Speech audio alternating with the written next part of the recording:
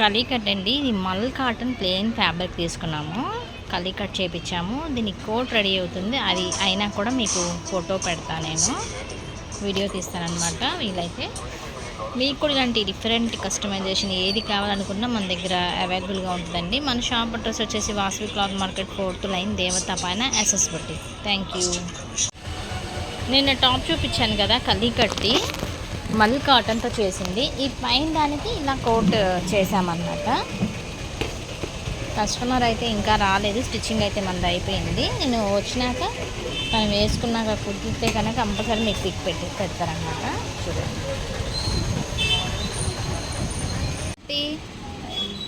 పెద్దగా మాట్లాడు. హాయ్, ఎలా ఉంది స్టిచ్చింగ్? బాగుంది, చాలా నచ్చిందా?